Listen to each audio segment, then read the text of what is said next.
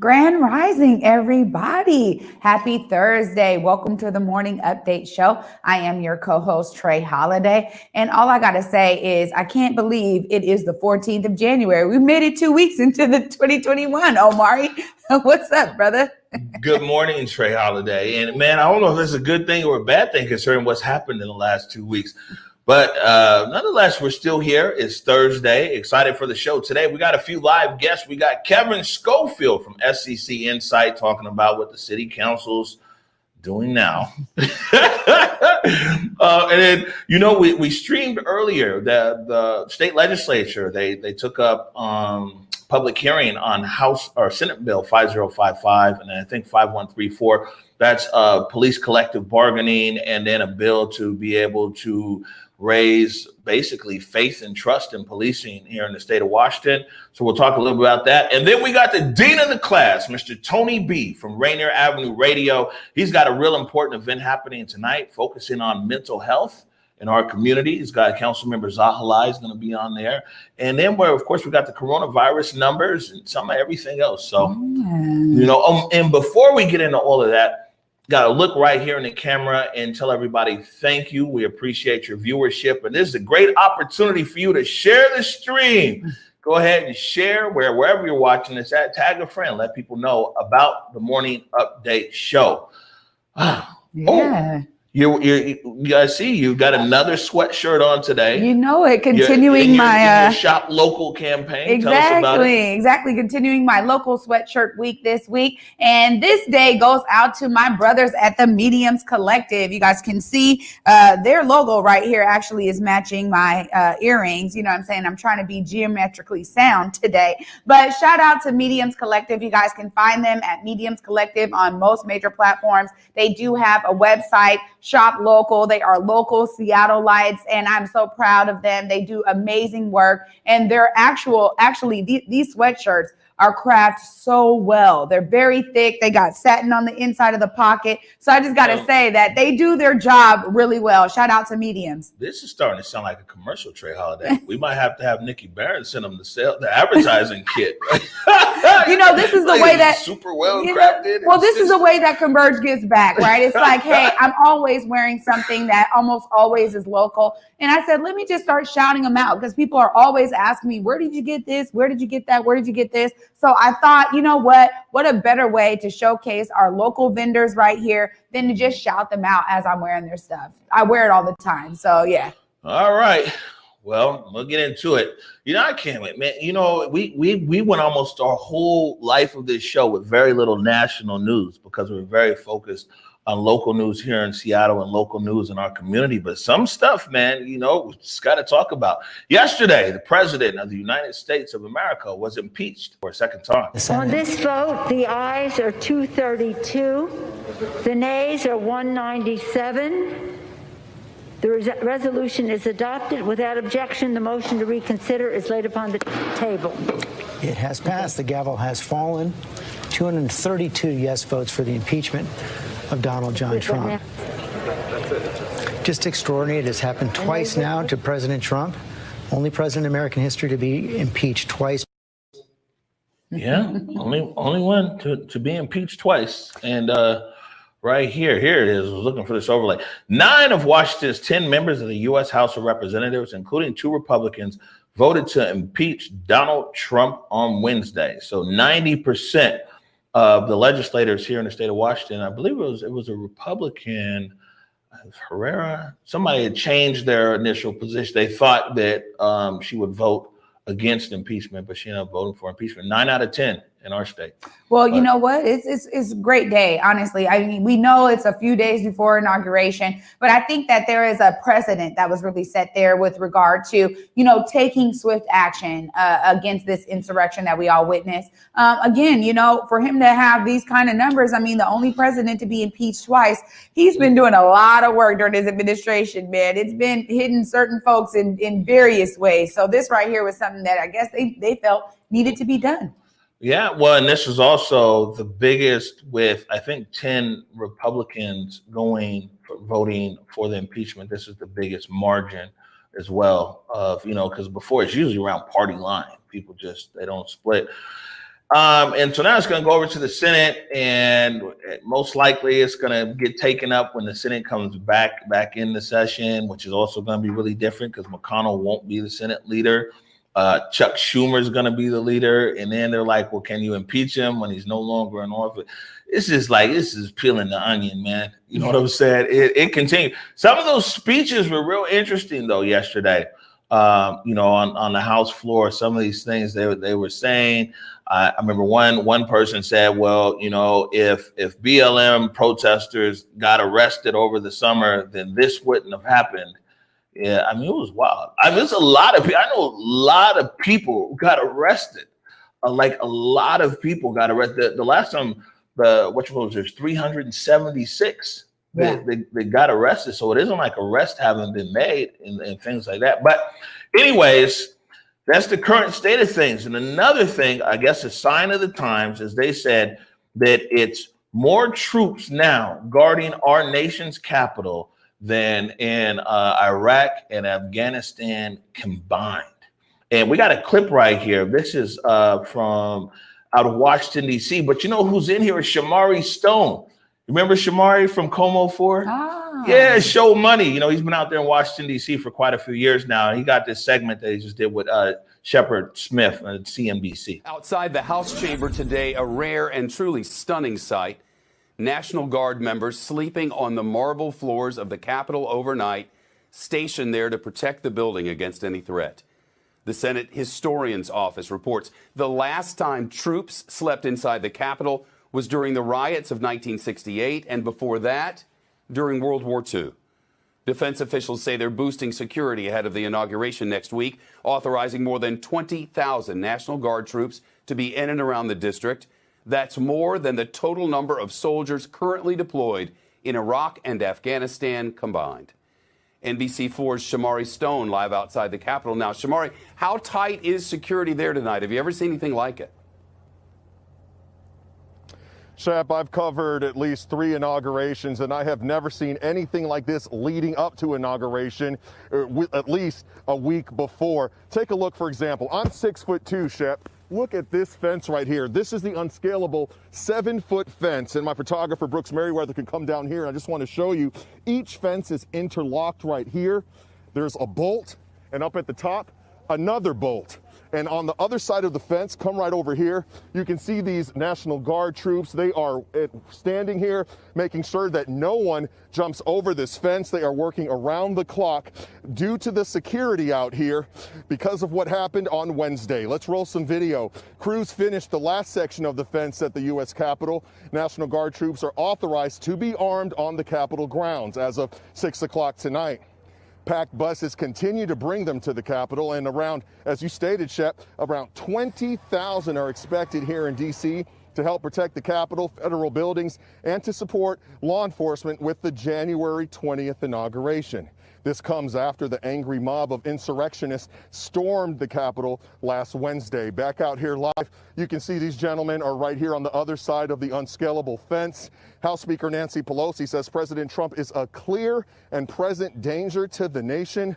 Now, it's worth mentioning that Virginia Governor Ralph Northam, Maryland Governor Larry Hogan, D.C. Mayor Muriel Bowser, all of them are telling people not to come to the inauguration. And it's worth mentioning that Airbnb has canceled reservations. Let's show you a graphic of what I'm talking about. According to Airbnb, they want to make sure that people are not allowed to come to the inauguration. In a written statement, they say, we are announcing that Airbnb will cancel reservations in the Washington, D.C. metro area during the inauguration week.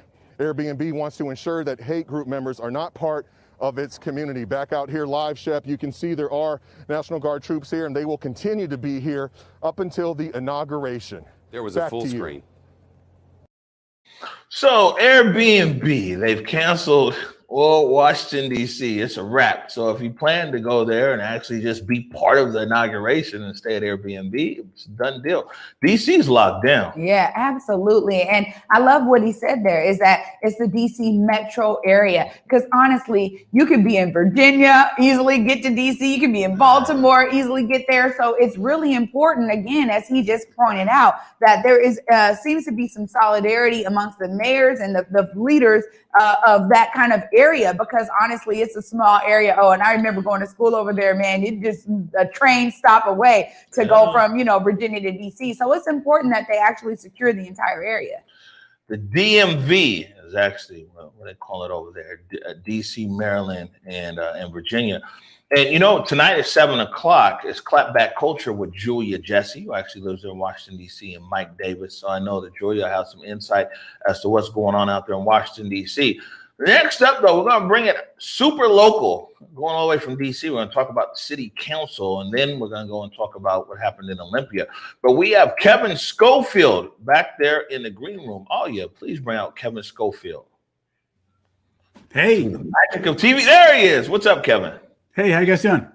Doing good, man. Happy New Year. Happy New Year. I know we haven't seen him in a while. But before we jump into your reporting on city council, man, what are some of your thoughts on what you're seeing there in Washington, D.C.? I'm just glad that a week from now, Donald Trump won't be president anymore.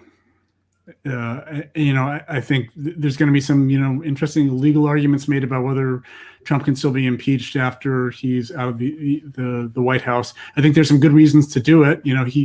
He gets, Secret Service protection for life. He gets $1 million travel budget, every year as an ex-president. And if he's impeached or removed from office, and Congress can withdraw all of that. So, we can just get rid of the guy, and he, stops continuing to grift money out of our government. I think that's all really important. And more important, I think it's just, there has to be accountability. We have to say, look, what he did is not acceptable, because, the 4-year history of Trump is that if you don't make it clear that he can't do something, he will just keep doing it. Right. Mm-hmm. And he's not alone. People will follow in his footsteps. There it is. So no big thoughts on this. No. No, this is what. No, I was just gonna say this is why I love hearing that, Kevin, because I think a lot of people out there are like, well, what is the point? He only has a few more days until inauguration, so it's great to hear that it actually is stopping him from having certain reservations or resources coming from us as American people. I think that's great to know. Yep. All right. Well, let's take it down to City Hall. So this right here was on sccinsight.com. This is Kevin Schofield's website. That's Seattle. That guy again. That's Seattle City Council Insight.com, sccinsight.com. It says council starts a rewrite of its ban on crowd control weapons. And this is a big deal. As somebody who's actually knows those crowd control weapons intimately. Yeah. We followed this story, and I'll kind of set it up for you here, and you can tell us what's going on now. Is that we all saw in early June there was all these crowd control weapons that came out. People saw tear gas, they saw rubber bullets, they saw the pepper balls, they saw flashbangs, some of everything else out there. And then it went to court. The ACLU took them to court, and then also the city council created a law that said they were going to ban tear gas, and then everybody voted on it, it passed, and then it got slapped down by the federal judge because it was against the consent decree that the Seattle Police Department is under. And so now I'm assuming, Kevin, that the city council is going back to the drawing board to create a new law that's going to work within the consent decree.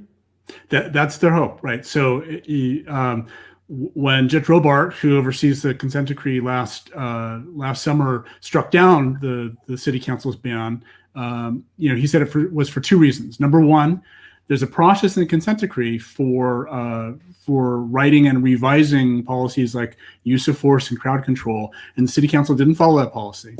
And the second was, he said that those less lethal weapons were put into the whole policies as part of the consent decree process, specifically so that the police were required to have options and be trained on options and carry less lethal weapons that gave them an alternative to lethal force. And, under the ban that the city council put in place, they would not have those options anymore. And so the judge said, in my view, that reduces public safety. It doesn't improve public safety. So you need to go back and try again. So Councilmember Herbold, who runs the Public Safety Committee for the City Council, is taking another shot at this. And the first thing is she said, this time we're going to follow the process to the letter. So her plan is they're deliberating on a bill right now. She hopes to vote it out of committee on the 26th at the end of this month. And then rather than have the full council immediately vote on whether to enact it, they're going to send the bill to the DOJ and to the police monitor, have them review it. And, there may be some iterations there, but once they're happy with it, send it to Judge Robart to approve. And once he approves it, then it will come back to the city council for final approval. So they're not going to push through and enact a bill until, the judge and the DOJ say it's the right thing to do. Now, what Councilmember Herbold has done so far is, you may remember last August, our three accountability bodies, the Community Police Commission, the Office of Police Accountability, and the Inspector General, all gave their recommendations on what they think the policy for crowd control should be. And they have consensus on some things, and they have differing opinions on other things. So Councilmember Herbold took all that feedback, and for the things where there's consensus, she wrote a draft bill that incorporates that consensus view. And then she sort of has a big chart that lays out, where the differing opinions are on different things. And so what's going to happen, she started this conversation yesterday, or 2 days ago. And then on the 26th, they're going to sort of finish this conversation of the city council going through and sort of making decisions about, which side to take on the things where there were just differing views on these. Now, right. Sorry, go ahead. Well, no, what I was going to say is that we're at least seeing a different side of this issue now. Now that you see what's occurred, this riot out there in Washington, D.C., there's a lot of people who early on were like, hey, we need to ban less than lethals. We need to ban tear gas, ban this and that, because they saw a lot of these less lethals being used on people that might look like them or they sympathize with. But now when you look on the other side of this issue here and you see that, right there in, like, say, Washington, D.C., of what we saw there, do you think that some people locally might be rethinking taking away some of those tools from the police department? Maybe, a civil disturbance breaks out here with people with a differing ideology of the people down there in city council. Oh, absolutely. And in fact, you could tell 2 days ago when the city council was debating this, you could tell it weighed very heavily. What happened last week weighed very heavily on them. In fact, Councilmember Morales literally said, I'm viewing this very differently this week after what happened last week. And so, I think there are some things where they're still going to have consensus, right? There is, it looks like they're going to ban blast balls altogether. And, for a lot of the other ones, I think it's going to come down to sort of what specific activities they're going to allow. Is it for, are these less lethal weapons, going to be allowed for sort of patrol activities, or for the SWAT team if there's like a hostage situation going on or a terrorist situation going on, versus, a First Amendment peaceful protest going on. But, it gets into some really, really hard issues around these things, including, looking at things like blast balls, where, there was a policy and training in place, and yet it was really clear last summer that the police officers, even the ones who'd been trained on these, had an incredibly difficult time, using them as intended, right? They still threw them overhead. They still targeted individuals rather than, rolling them out into open areas, right? So, I think one of the issues that the city council is really struggling with here is, do we trust these guys? Even if we write the policies, are they still going to use them? And, and part of that may be, intentional on the part of the police, and part of that may just be in the heat of the moment when they have to make split-second decisions, right? Can they make the right kind of split-second decisions around these things? But there are some other issues that come into play in how they write this as well. One of them is back to collective bargaining again, right? where the city has a responsibility to provision officers with the right equipment to do their jobs, right? And if they ban these items, then, is that going to become a collective bargaining? It almost certainly will. And Judge Robart is, going to be asking questions about that as he's done before about police accountability. But then there's, the sort of the flip side of this, which is the city council is sort of approaching this backwards because, along the lines of that same question, they're saying, well, we don't want to know this, we don't want to know this, we don't want to know this. But they're not saying like, okay, in this scenario, right? Say, let's just pick a scenario. Say there's a large peaceful crowd and there's a small group of writers who've embedded themselves in the middle of the crowd who are throwing dangerous objects at the police from the middle of the crowd, right? What tools do we want the police officers to have to be able to deal with that situation? They're not asking it from that direction. They're asking it from the direction of, what things do we want to take away from them? And I think that there's going to be a danger if they could get to a point where, again, Judge Robart says, hey, you've created these situations where the police don't have tools other than lethal force to go, intervene in these situations. And that's going to be an issue. One of the things that I've been saying is that in this short amount of time, in 6 months, we get to see so many different sides now of the issue. Sometimes we got to go back 2 years, or you remember this happened 4 years. This is just 6 months where in less than that, where people are lumping it all together and saying BLM, or BLM protests. And you see this thing here in DC. And like I said, a lot of people, or at least some people, who are totally against all less than lethals, it's inhumane, it's this and that. And then they see these people getting funky in DC, and it's like, well, man, maybe the police need their tear gas. Maybe they need their spray. Maybe they need whatever. So it'll be interesting here to see, what comes out of this. What's the timeline on this, Kevin? What's next? Right. So the next thing is next Public Safety Committee meeting for the City Council on January 26th. And they're hoping to sort of amend this, fill in all the blanks for the places where there just isn't consensus yet as to what the policy should be. Vote that out of committee, hopefully on the 26th, and then send it on to the DOJ and the police monitor for their views. Now, the interesting twist on that is SPD, as we talked about last month, has their own competing proposal for changes to use of force and crowd control policies, right? And they're hoping to finish that up at the end of January as well. So the DOJ and the police monitor and eventually the judge could end up with both of these in front of them at the same time going, these look different. I don't know what to do with these, and I don't know how to reconcile these. And maybe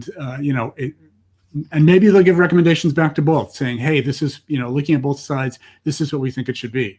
But, it's as the SPD and the city council are working in parallel independently, and that's never a good thing.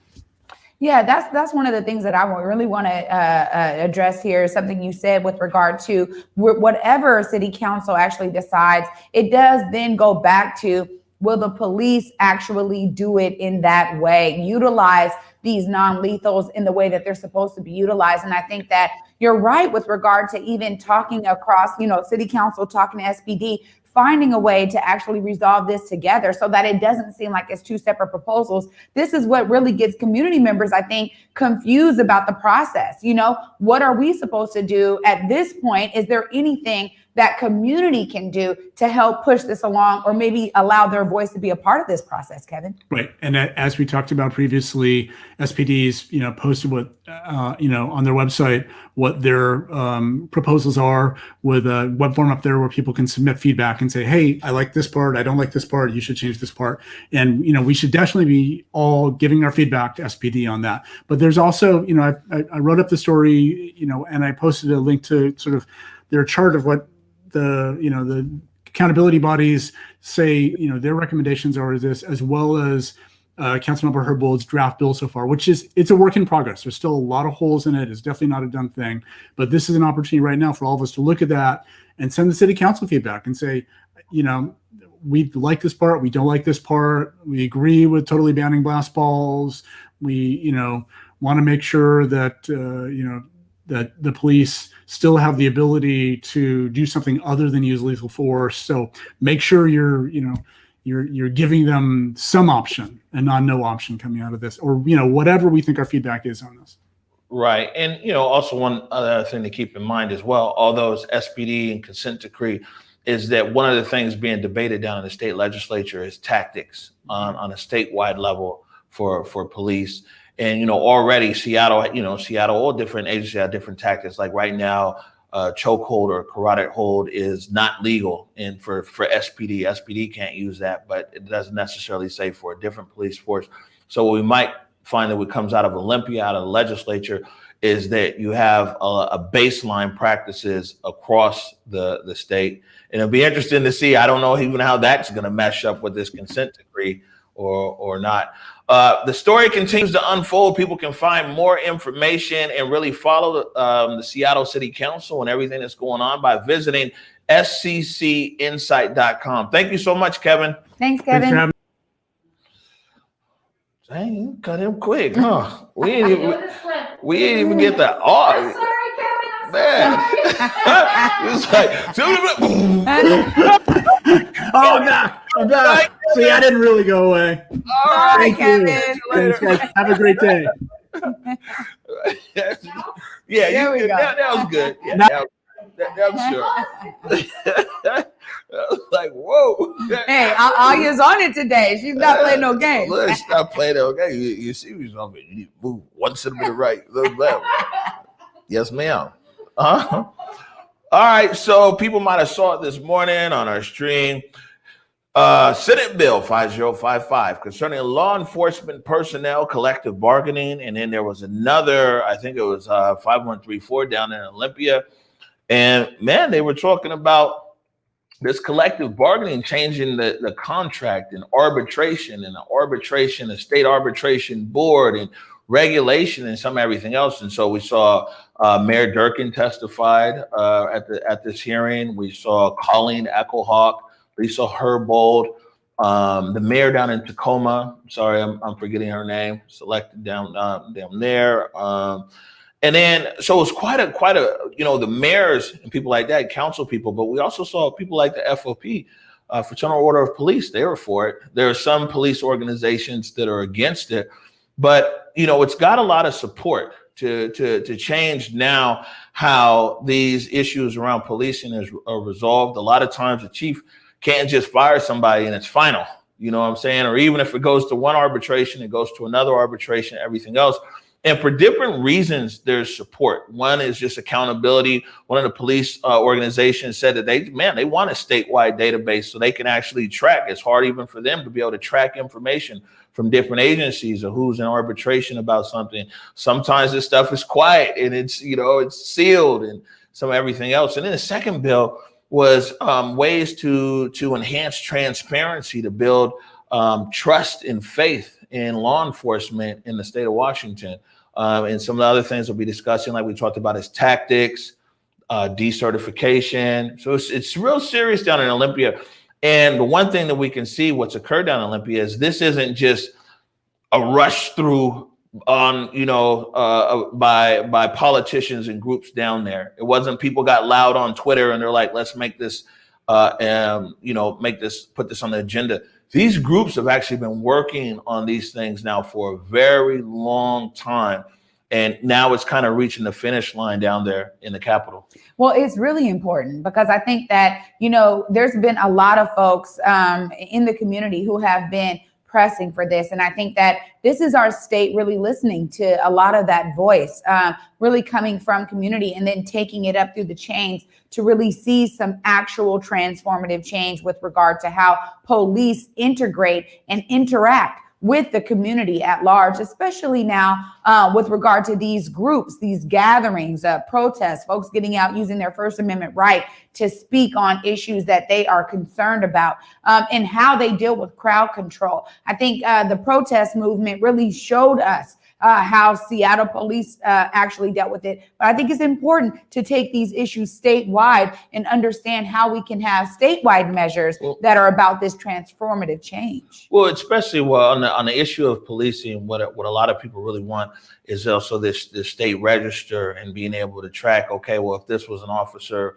like I said, there was in Bothell and now it's an issue, the agency in Berrien now knows about it. And also the people people, and so this is state of Washington is kind of crazy because people in the state are always like, man, it's not moving fast enough. It's not moving fast enough. It's not progressive enough. But if you look at a lot of the rest of the country, as far as where people are at, as far as police reform, whether you're for reform or against reform, not too many people against reform, though. Even the chiefs, people know that policing can be better, but state of Washington is moving quickly. Yeah. And I mean, it's moving quickly now and visually because they started on the legislative level a while ago.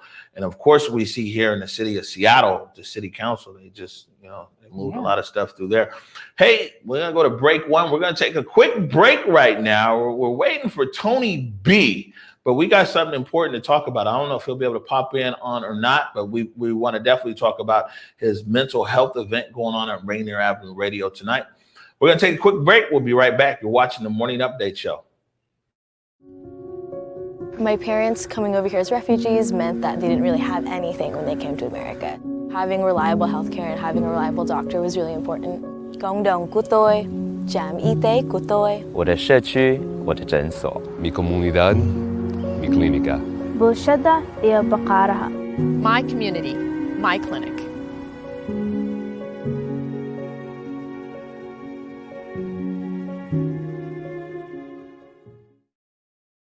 Hey, what's up, everybody? It's your man, the Big O. Want to take a moment here, first of all, to say thank you for your support of Converge Media. We definitely wouldn't be here without you.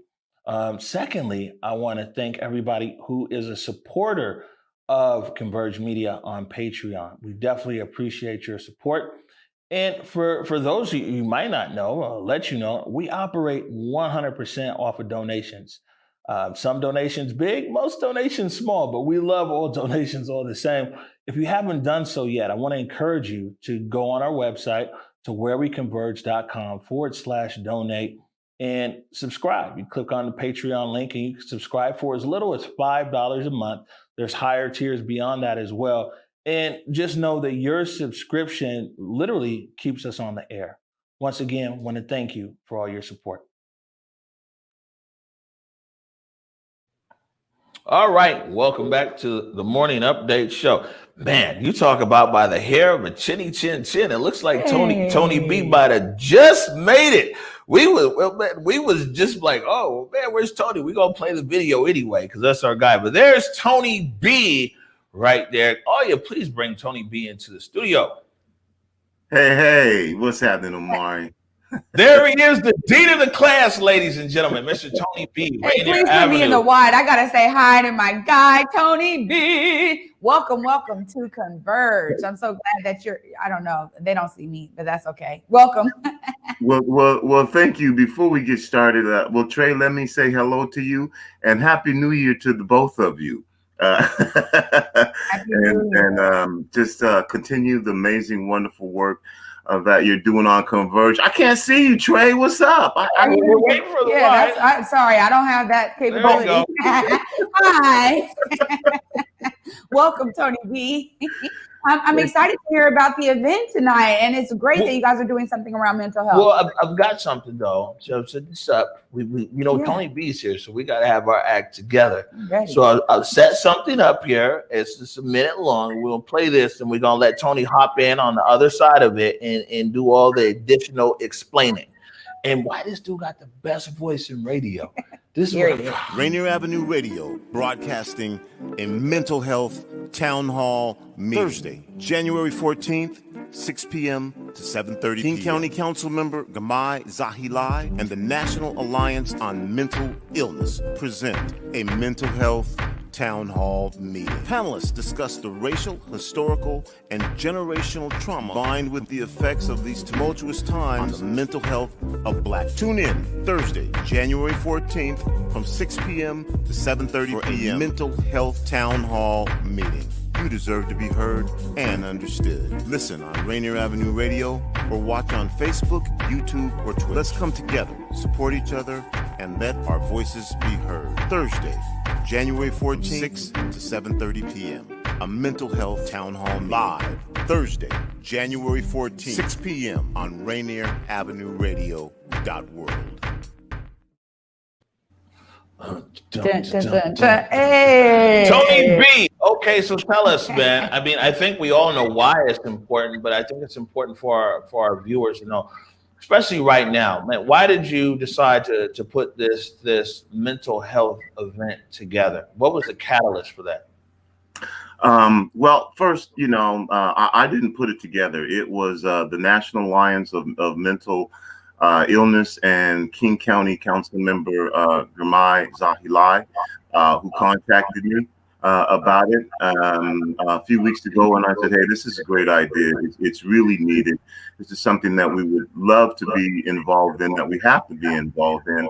There are so many stigmas attached to mental health in the Black community, and we have persevered as a group of people for hundreds of years, despite all of the various oppressions and systemic things put in place to hold us down. It's become just kind of part of who we are.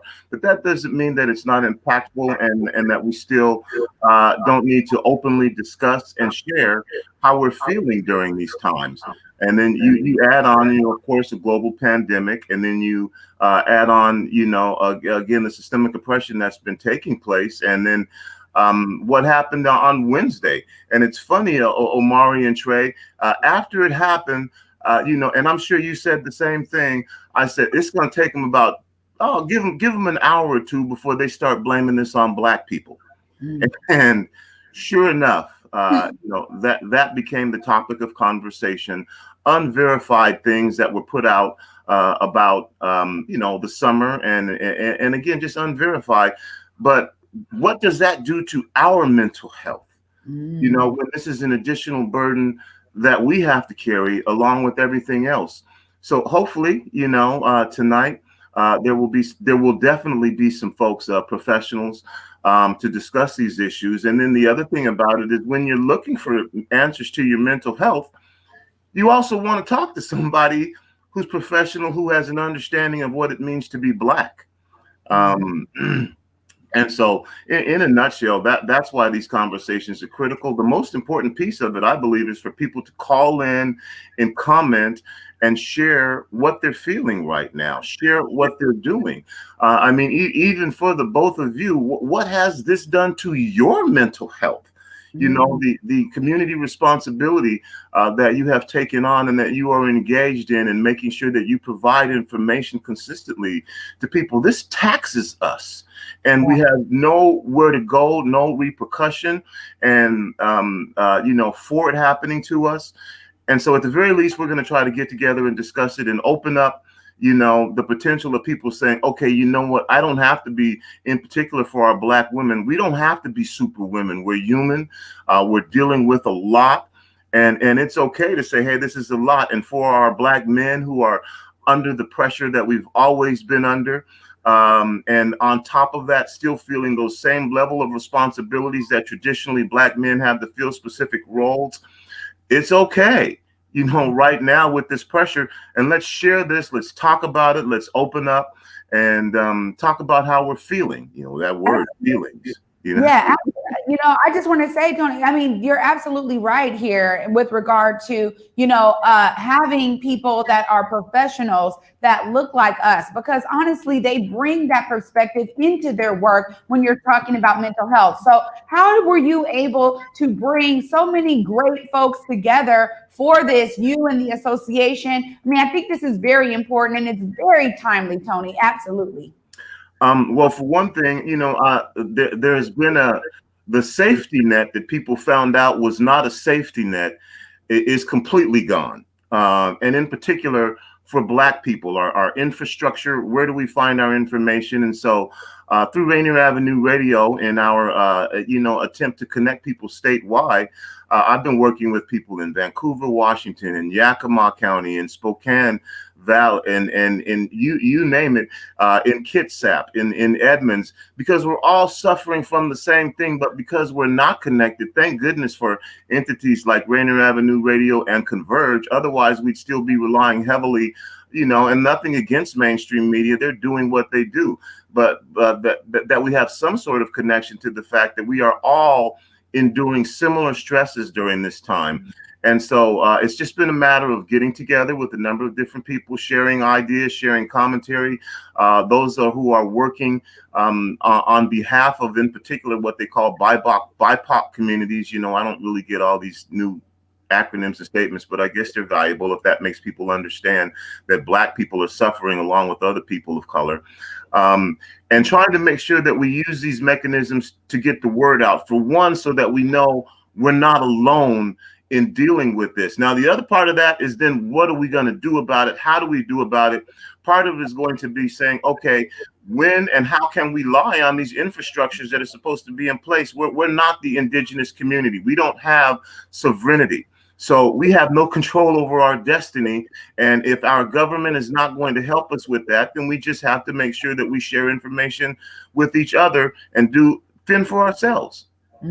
Right on. So Tony B, the dean of the class. Absolutely. You know, for sure, which is always good when Tony is on here. Tony, tell everybody 6 o'clock exactly where they need to go to tune in. We're broadcasting on Rainier Avenue Radio, so you can go to our Facebook page and watch and listen live. You can go to our YouTube page and watch and listen live. You can go to our Twitch feed and watch and listen. You can go directly to our website at RainierAvenueRadio.world where you can listen, or you can search the Rainier Avenue Radio app, download it, it's free, and you can watch and listen with one click, whether you're Apple or Google. You can even tell your smartphone, you can tell Alexa, Rainier Avenue Radio, and that'll be from 6 to 7:30. That's tonight at 6 o'clock. And you can find out that you can hear. And really what this is going to take is the engagement from you, the listener. Where's my finger go? Okay, you. Because that's what we need to hear. We need to hear from our community about what's going on with you, about the issues that you're having, whether it be, you know what, on top of all this, I'm still trying to put my child in school and my internet failed because we had a windstorm. You know, all of these things, they impact your mental health and your ability to get through the day. And it's okay. So 6 o'clock tonight on Rainier Avenue Radio through the resources that I just mentioned. And I implore everyone, call in 206-290-9685. We'll get that number. Get in on the chat and share what's going on with you. I guarantee you, you're not alone. Absolutely. There it is. Tony B, Rainier Avenue Radio, thank you for taking time this morning to tell us about such an important event. We'll make sure and put the links in our comments as well. People can check it out at 6 p.m. Thank you, Tony. Thanks, Tony. Hey, thank you. Love y'all. Keep up the phenomenal work. We care and we notice. You are appreciated. You right as on. Well. Thank you, Tony. That's Tony B, man. dean of the class. You know what? And the great thing about it, I love what he said, just in terms of, you know, so many people that are really working for reform in their cities and their communities, to see what happened in the Capitol and no real recourse. I mean, people have been just like you on the front lines, eating gas and rubber bullets, and it does take a mental toll. So I'm glad that they're hosting this. It's very needed right now. Yeah, I mean, mental health is big, and what he said was true, though, in the sense that it didn't take long after everything broke down at the Capitol and started blaming Black folks. Right.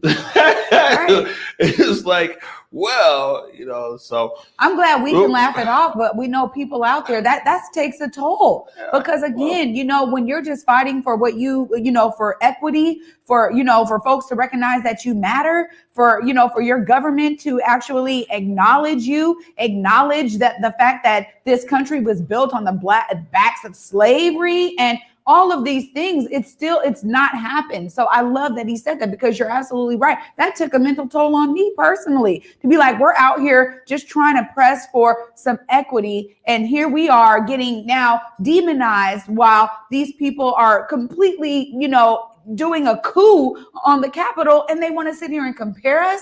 It was disheartening. To be honest, it was like, wow, you know, this is how some of the folks in this country see the movement of just saying that Black Lives Matter. So I just have to say, he hit the nail on the head there for me. Yeah, and you know, I mean, there's just a lot of willful ignorance in our country. I mean, people who just choose to be ignorant.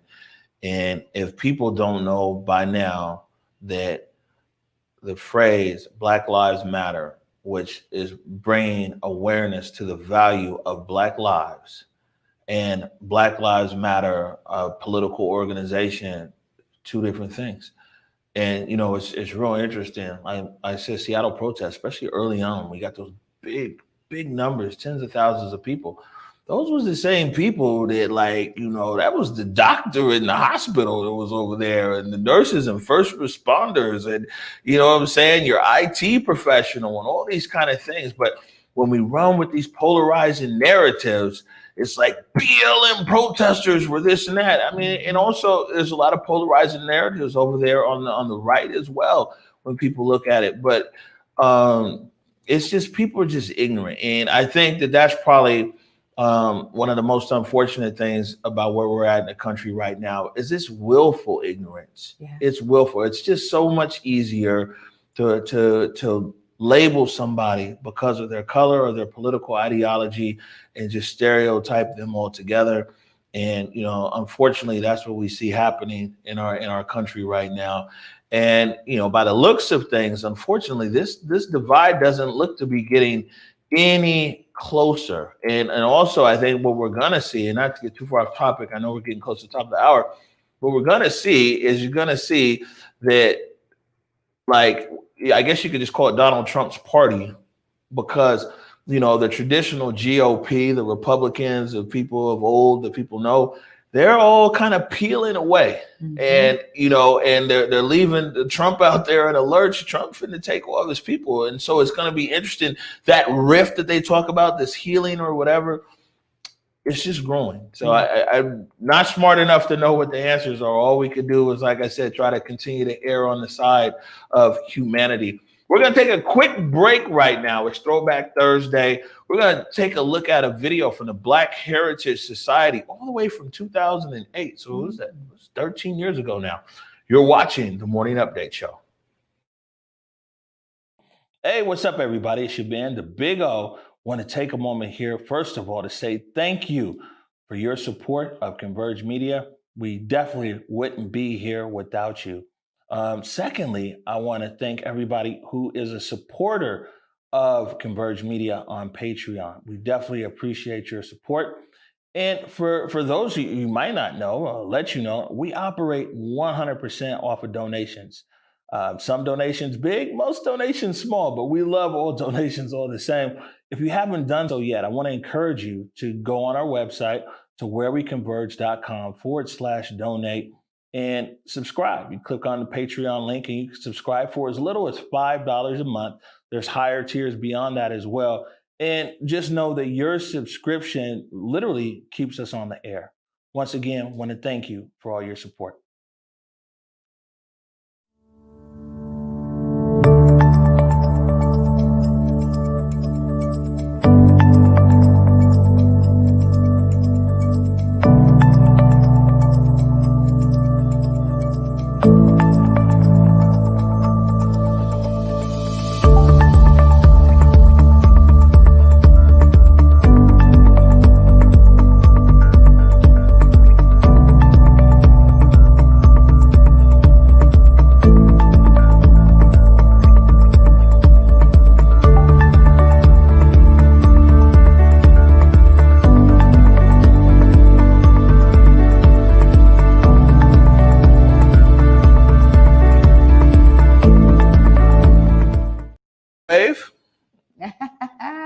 Welcome back to the Morning Update Show. My name is Omari Salisbury, joined by Trey Holiday, and we have a guest in the studio today, Trey.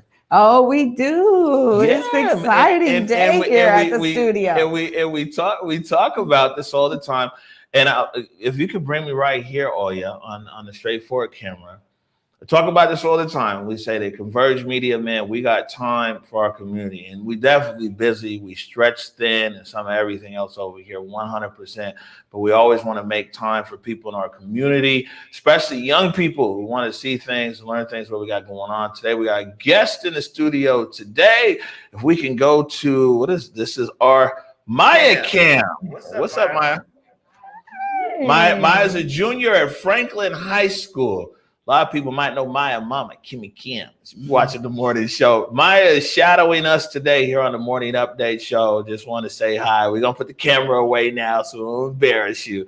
But definitely welcome. And, want to say that, this is us keeping our word, our promise to the community. Man, hit me up.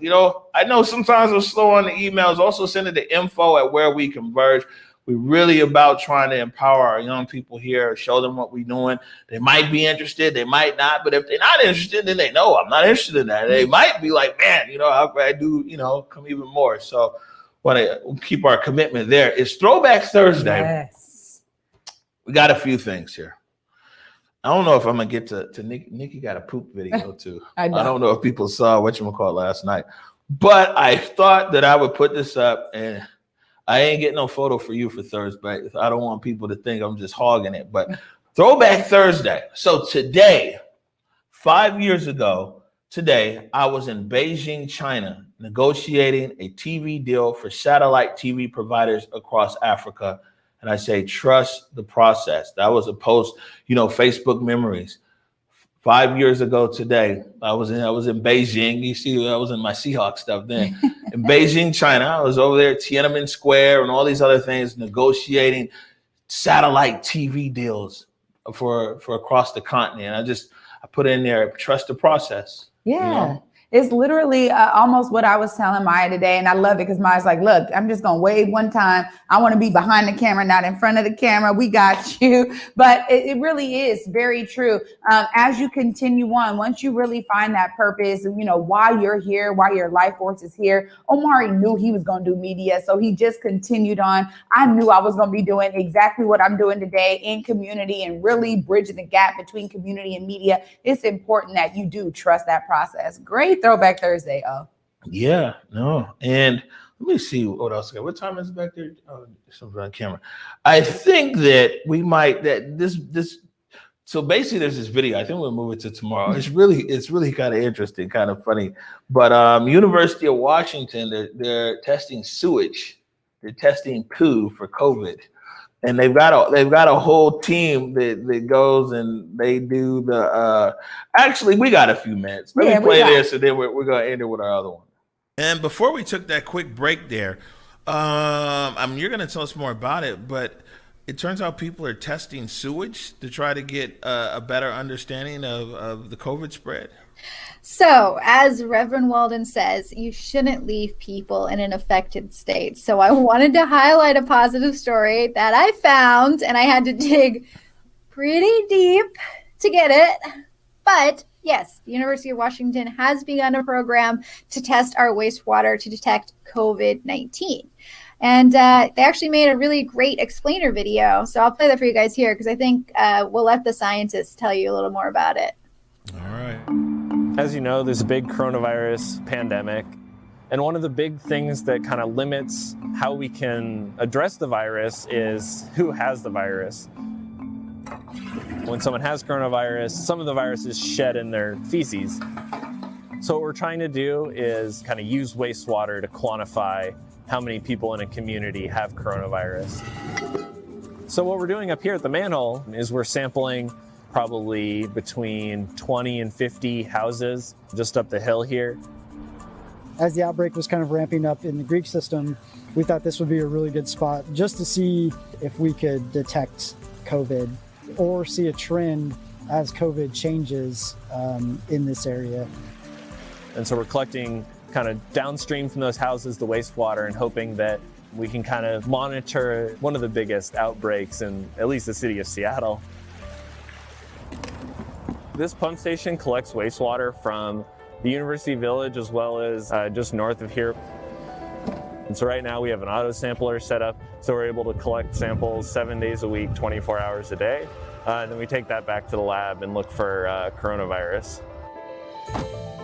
I think wastewater is exciting. It's a little bit gross, but it's really useful.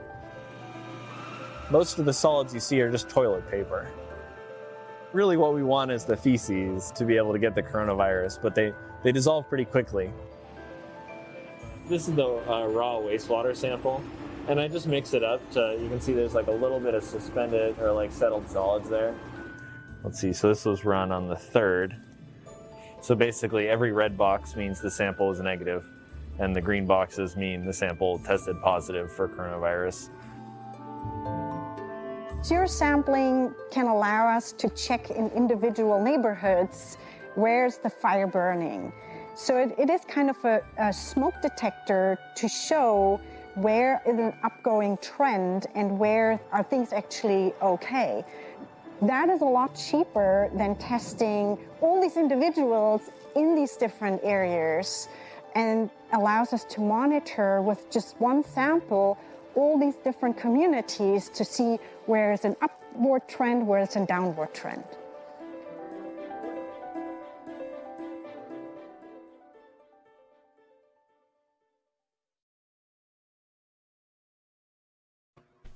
Yeah, I'd be lying if I didn't say I was laughing through that one. And I was thinking, right? When I was in college, I worked in an environmental research lab in northeastern North Carolina, and it was the Dismal Swamp. And we used to think it was a bad job to have to go all the way into the swamp and try to get this swamp water and see what was going on. But compared to what these guys are going and getting samples of, whew. Yeah, and I like your mom's comment. That's what, like, I was like hanging in there, like not laughing, like this is science, and then like your mom's comment, like COVID-19 in BM. I was like, I can't. It's coming out. But yeah, I love it. Yeah. So I mean, it's an interesting story. I mean, it's COVID, man. Everybody's getting in on it. You feel me? As far as testing, innovation, stuff like that, everything else. I like what they said though too, because if they can get these large samples and understand like large sets of how COVID is settling, that is more efficient than each individual test. So that's interesting. They've been testing like runoff and sewage for a long time, but it's just interesting that they're able to get COVID. Last video here of the day is Thursday. This is a video I found on the Seattle channel. They replayed it this year, but it was actually shot in, I think, 2008. And it just gives some background history on the Black Heritage Society of Washington State, which we talk about all the time, which gives us so much information and everything else.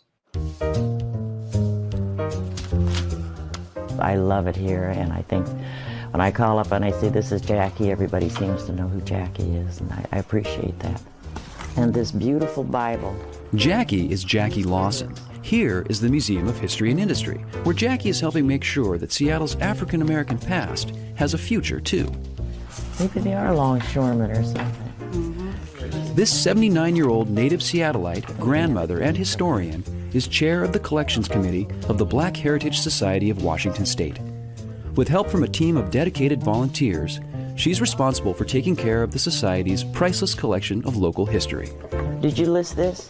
Every Friday, the group gathers at Mohi, where the Society's collection is housed, to work on sorting, researching, and documenting the stuff of history. I got interested in history probably in '76 when Haley's book first came out. And someone said, why don't you go to the archives and see, find your grandfather.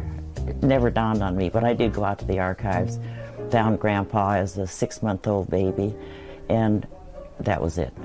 I was bitten at that time. Jackie's research made previous generations of her family, once unknowable, come to life. I found out that his father and his mother were married legally in the courts during slave time in 1814 in North Carolina. And I actually have their marriage certificate. This is the kind of stuff I love, to find these great old documents and to know that they were real. These are real people. I asked Jackie whether she believes that because of what African Americans have had to endure in this country, if their history is somehow more important or more valuable. I think everybody's history is valuable to that family. Ours is different because it's more difficult to find. That history is a little easier to find now that some of it's on display at the new Northwest African American Museum.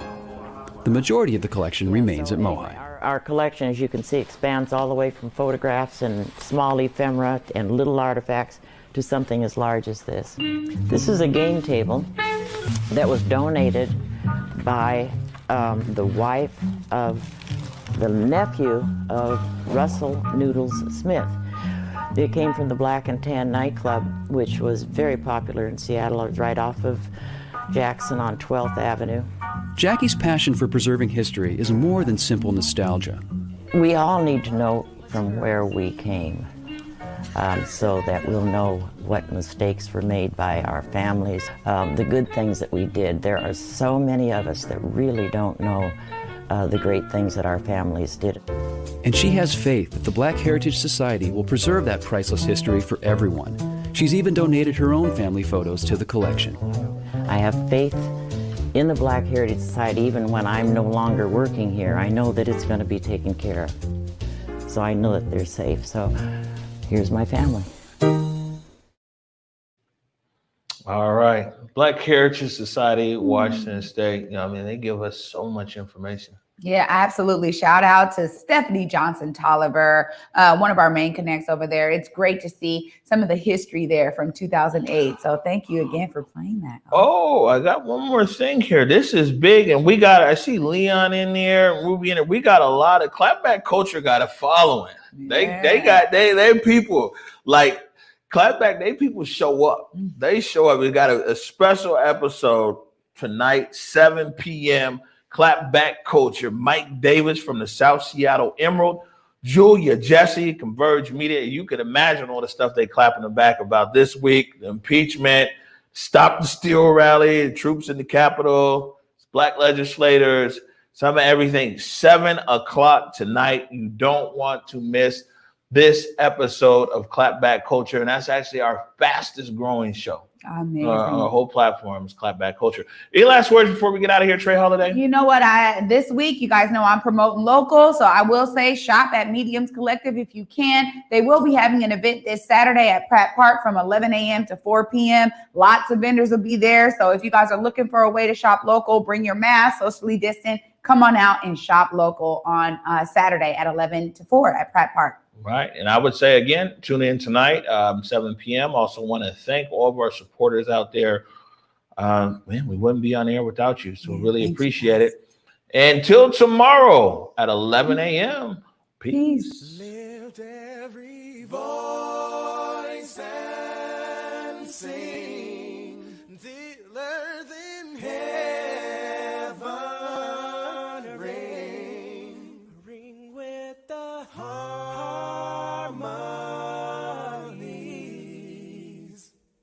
of liberty. Let our rejoicing rise as the listening skies. Let it resound loud as the rolling sea.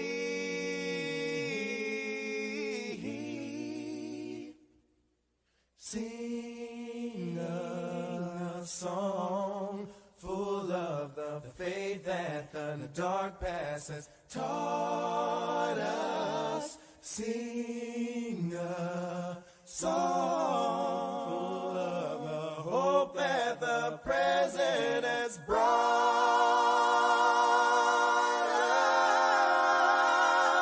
us.